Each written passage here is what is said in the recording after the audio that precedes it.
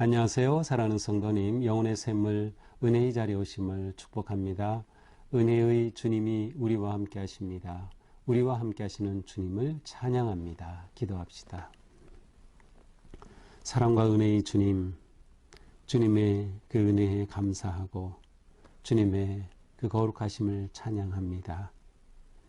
우리의 삶의 주인 되신 주님, 오늘도 주님의 말씀을 사모합니다. 이렇게 말씀 앞에 설 수 있는 기쁨과 은혜 주심 감사합니다.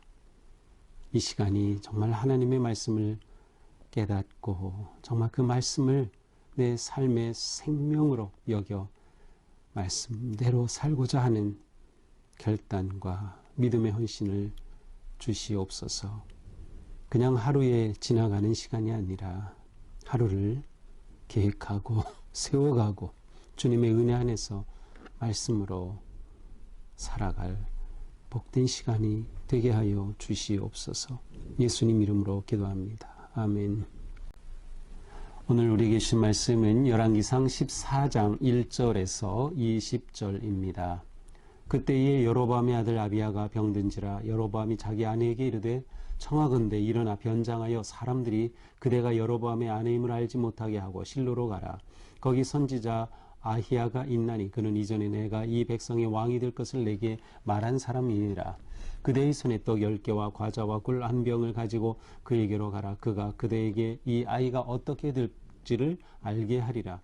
여로보암의 아내가 그대로 하여 일어나 실로로 가서 아히야의 집에 이르니 아히야는 나이가 많아 눈이 어두워 보지 못하더라. 여호와께서 아히야에게 이르시되 여로보암의 아내가 자기 아들이 병들었으므로 내게 물으러 오나니 너는 이러이러하게 대답하라. 그가 들어올 때에 다른 사람인 채 함이니라. 그가 문으로 들어올 때에 아히야가 그 발소리를 듣고 말하되 여로보암의 아내여 들어오라. 내가 어찌하여 다른 사람인 채 하느냐? 내가 명령을 받아 흉한 일을 네게 전하리니 가서 여로보암에게 말하라. 이스라엘의 하나님 여호와의 말씀이 내가 너를 백성 중에서 드러내 백성 이스라엘의 주권자가 되게 하고 나라를 다윗의 집에서 찢어내어 네게 주었거늘 너는 내 종 다윗이 내 명령을 지켜 전심으로 나를 따르며 나 보기에 정직한 일만 행하였음과 같이 아니하고 내 이전 사람들보다도 더 악을 행하고 가서 너를 위하여 다른 신을 만들며 우상을 부어 만들어 나를 노엽게 하고 나를 내 등 뒤에 버렸도다. 그러므로 내가 여로보암의 집에 재앙을 내려 여로보암에게 속한 산에는 이스라엘 가운데 매인자나 노인자나 다 끊어버리되 거름더미를 쓸어버린 같이 여로보암의 집을 말갛게 쓸어버릴지라. 여로보암에게 속한 자가 성읍에서 죽은즉 개가 먹고 들에서 죽은즉 공중의 새가 먹으리니 이는 여호와께서 말씀하셨음이니라 하셨나니 너는 일어나 네 집으로 가라. 내 발이 성읍에 들어갈 때에 그 아이가 죽을지라. 온 이스라엘이 그를 위하여 슬퍼하며 장사하려니와 여로보암에게 속한 자는 오직 이 아이만 묘실에 들어가리니 이는 여로보암의 집 가운데에 그가 이스라엘 하나님 여호와를 향하여 선한 뜻을 품었음이니라. 여호와께서 이스라엘 위에 한 왕을 일으키신즉 그가 그날에 여로보암의 집을 끊어버리리라. 언제냐 하니 곧 이제라. 여호와께서 이스라엘을 쳐서 물에서 흔들리는 갈대같이 되게 하시고 이스라엘을 그의 조상들에게 주신 이 좋은 땅에서 뽑아 그들 강 너머로 흩으시리니 그들이 아세라상을 만들어 여호와를 진노하게 하였음이니라. 여호와께서 여로보암의 죄로 말미암아 이스라엘을 버리시니 이는 그도 범죄하고 이스라엘로 범죄하게 하였음이니라 하니라. 여로보암의 아내가 일어나 디르사로 돌아가서 집 문지방에 이를 때에 그 아이가 죽은지라. 온 이스라엘이 그를 장사하고 그를 위하여 슬퍼하니 여호와께서 그의 종 선지자 아히야를 통하여 하신 말씀과 같이 되었더라. 여로보암이 그 남은 행적 곧 그가 어떻게 싸웠는지와 어떻게 다스렸는지는 이스라엘 왕 역대지략에 기록되니라. 여로보암이 왕이 된 지 22년이라 그가 그의 조상들과 함께 잠에 그의 아들 나답이 대신하여 왕이 되니라. 아멘.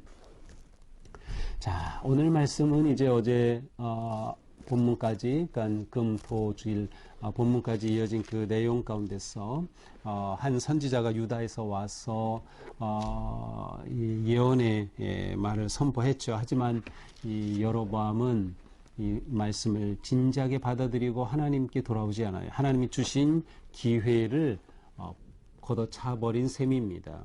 바로 그때에 여로보암의 아들 아비야가 병들었습니다. 그러니까 이 아들이 병든 거는 지금 여로보암의 죄와 관련되어 있다는 것을 말해주죠. 지금 여로보암은 디르사라고 하는 곳에 있습니다. 원래는 이제 베델이 처음 북이스라엘의 집권자가 된 후에 베델이 수도 역할을 하고 그곳에 산당을 세우고 금송아지를 두고 그렇게 했던 곳인데 아마 그 다음에 디르사로 옮긴 것이 아닌가 그냥 추측을 합니다. 물론 이후에는 이제 5대 왕 때 가서는 이제 사마리아가 수도가 되죠. 자, 이렇게 디르사에서 이 아들이 그 병에 걸리자 이 왕이 자기 아내를 변장시켜 가지고 아히야 선지자를 만나게 합니다. 이 아히야 선지자는 지금 실로에 있어요. 실로는 원래 그곳에 성막도 있었고 언약궤도 있었던 곳이죠. 특별히 사무엘 때에 이 실로가 굉장히 중요한 중심지였어요. 근데 이렇게 실로가 회복되지는 못했죠. 어쩌면 이 아히야 선지자, 이 선지자는 이 여로보암에게 하나님께서 옷을 찢으면서 너에게 10지파를 찢어주실 것이라고 했던 그 예언자입니다. 그래서 이제 르호보암이 바로 이 아히야 선지자를 아내로 하여금 만나게 하는 것이에요. 그런데 변장하고 가게 합니다. 떳떳하지 못한 거죠. 그렇게 하면 속일 줄 알았어요.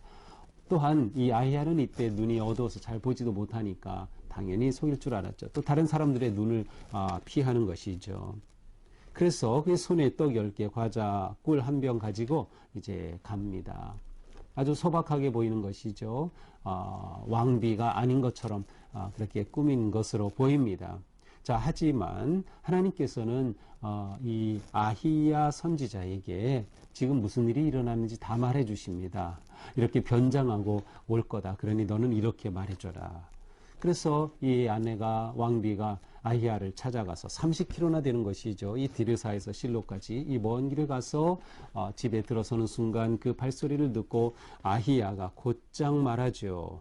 여로보암의 아내여 내게 물으러 오나니 이렇게 대답하리라. 지금 무슨 일이 일어난지 이미 아히야는 하나님이 알려주셔서 다 보고 있어요. 그러면서 그에게 흉한 일을 선포합니다. 7절 이하가 바로 그 선포의 내용이죠. 이스라엘의 하나님 여호와의 말씀이 내가 너를 백성 중에서 들어 내 백성이 이스라엘의 주권자가 되게 했고 내가 너를 이스라엘의 주권자가 되게 했다. 더군다나 그것도 8절에 보니까 다윗의 집에서 찢어서 12지파 했던 거를 찢어서 10지파를 너에게 이렇게 넘겨주지 않았느냐. 그런데 내가 다윗의 명령을 다윗처럼 명령을 지키고 진심으로 또 정직하게 그렇게 왕의 일을 해야 되는데 그러지 못했다는 것입니다. 그렇게 함으로 어떻게 되었어요? 오히려 사람들보다 더 악을 행하고 다른 신을 만들고 우상을 부어 만들어서 나를 노엽게 하고 내 등 뒤에 버렸다.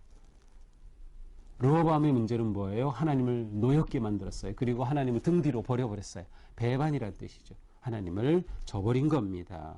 그래서 하나님께서는 이러한 르호보암에게 진노하신 것이었어요. 실제로 하나님께서는 이 르호보암이 왕이 되도록 하실 때 분명히 그에게 말했어요.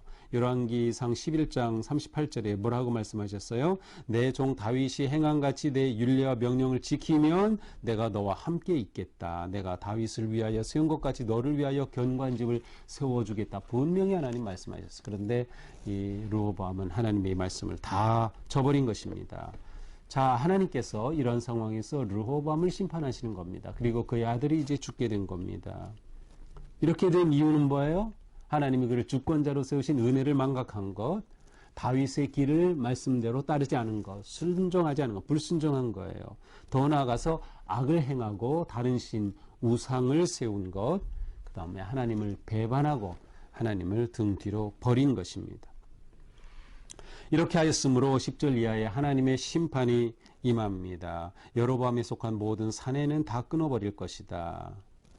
여로보암 가문의 몰락을 하나님께서 말씀하셔요. 비참하게 몰락할 것이다. 그래서 성읍에 죽으면 개가 뜯어먹고 들에서 죽으면 공중의 새가 그 시체를 먹어 제대로 장사도 되지 않게 그의 모든 여로보암에 속한 사내들은 남자들은 다 그렇게 비참하게 죽고 내 가문이 완전히 몰락할 거다라고 선포하십니다.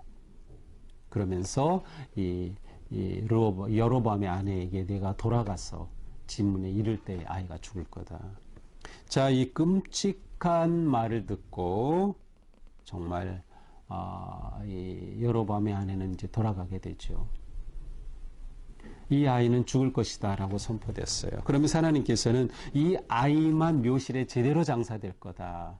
이 아이만. 왜? 이 아이는 유일하게 여로보암의 자손 중에서 가문 가운데서 하나님 여호와를 향하여 선한 뜻을 품었다. 이 아이는 정말 하나님 앞에 바른 그런 아이였다 라는 거죠. 그러나 불행하게도 이 아이가 다음 왕이 되었으면 좋았을 텐데 하나님께서는 이 아이를 죽이십니다. 결국 이 아이의 죽음은 여로보암의 죄와 관계되어 있다는 것을 알 수 있어요. 여로보암이 이렇게 하나님을 배반한 결과인 것이죠. 자, 이렇게 해서 정말로 그 아내가 돌아가서 디르사의 집에 이를 때 이 아이가 죽었습니다. 그래서 온 이스라엘이 장사를 지내게 되죠.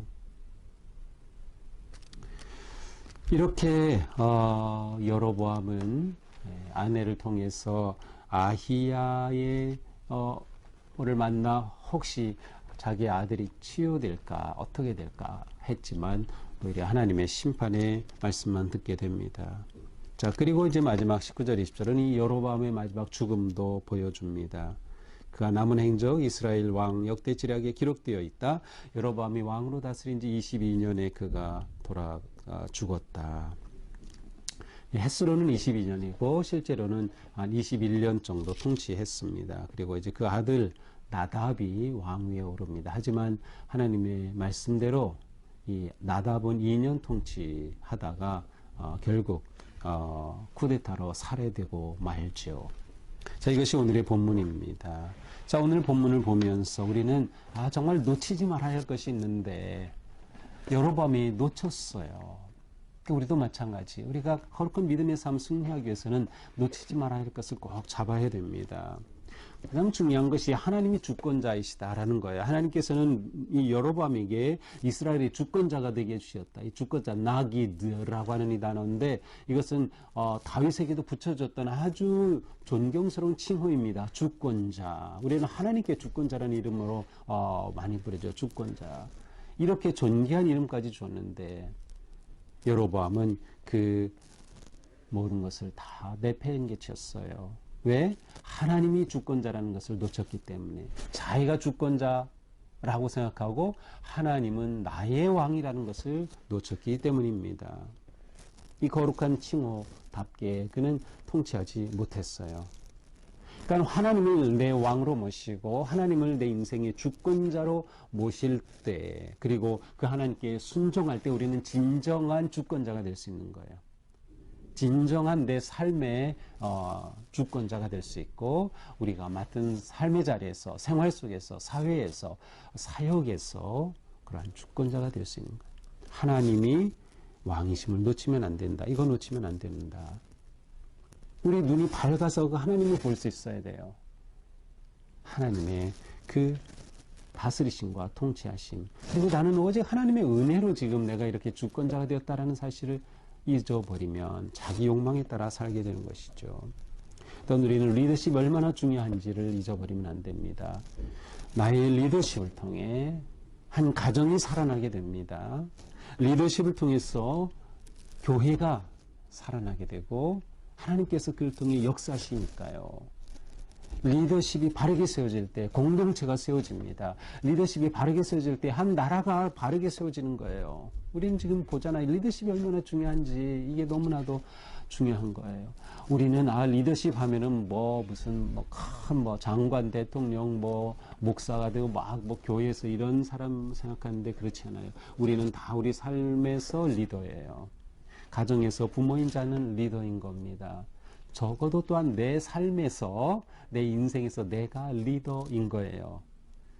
그래서 내가 하나님의 뜻을 따라 하나님이 내 왕이시라는 것을 인정하고 하나님 앞에 겸손하게 나아가는 것이 매우 중요한 것이죠. 그래서 우리 리더십은 항상 겸손과 순종의 리더십으로 드러나야 한다. 이것을 우리가 놓치면 안 된다라고 하는 것이죠. 또한 우리는 선택해야 합니다. 어느 길을 다윗의 길을 선택할까? 여로보암의 길을 선택할지 우리는 선택해야 합니다. 당연히 다윗의 길을 선택해야죠. 다윗의 길은 어떠한 길입니까? 내 종 다윗이 내 명령을 지켰다. 전심으로 나를 따랐다. 정직한 일을 행하였다. 이것이 다윗의 길입니다. 오직 하나님께 순종하는 거예요. 하나님만 따르는 거예요. 하나님께 등 돌리고 배반하는 게 아니에요. 하나님만 따르는 거죠. 그리고 하나님 앞에 신실하고 정직하게 살아가는 겁니다. 이것이 다윗의 길을 따르는 모습이죠. 우리는 이렇게 살기 위해서 끊임없이 우리 영적으로 깨어 있어야 합니다. 또한 우리는 언제나 하나님의 은혜 안에 거하고 하나님을 의지해야 합니다. 여로보암은 하나님을 의지하지 않았어요. 하나님께 묻지도 않았어요. 하다못해 그가 이렇게 될 거라고 예언해 줬던 아히야 선지자와 논의하지도 않았어요. 지 마음대로 그렇게 자기 욕망대로 살았던 거죠. 오늘 우리의 삶이 하나님의 뜻을 소중하게 여기고 정말 놓치지 말 것 꼭 붙잡고 믿음으로 아름답게 승리하는 그러한 하루가 될 수 있기를 바랍니다. 기도합시다. 주님, 우리에게 맡겨주신 많은 일들 너무나도 귀한데 우리가 이 모든 것에서 바른 리더십, 거룩하고 또 능력 있는 생명의 리더십, 순종과 겸손의 리더십을 발휘할 수 있도록 인도하여 주시옵소서. 여로보암 왕 한 사람의 잘못으로 나라가 그릇된 길로 가고 그의 가문이 멸망하였습니다. 주님, 저희의 삶 지켜주셔서 언제나 주님 은혜 안에 거하게 하시고 영적으로 깨어 있으며 온전히 주님께 순종하여 저희들이 살아가는 그 자리에서 저희들로 말미암아 가정이 세워지고 기업이 세워지고 공동체가 세워지고 사회가 변화되는 거룩한 일들이 있게 하여 주시옵소서. 오늘 하루도 더욱 주님을 의지하며 주님만 따르게 하여 주옵소서. 예수님 이름으로 기도합니다. 아멘. 네, 오늘도 주님의 은혜 안에서 우리 삶이 이처럼 아름답고 또 거룩하기를 축복합니다. 사랑합니다.